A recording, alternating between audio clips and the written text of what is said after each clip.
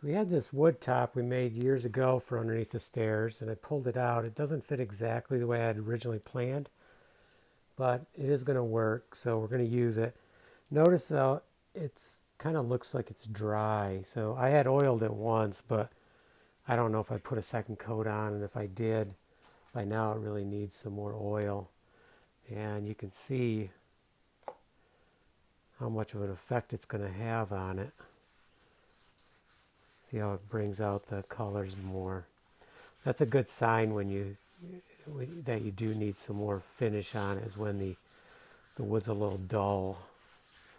So we're going to finish oiling this. Just one coat will do it. Let this dry and you can see the difference. But it really brings out the colors. So we need to make more of the 2-inch or 2 1/4 inch wide strips. And I need to cut this and drill these for the railing.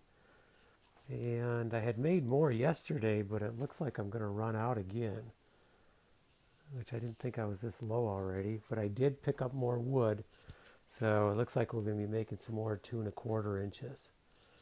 So that's where we're at. We're gaining, and let's finish oiling this, and then we'll get back to building the other pieces.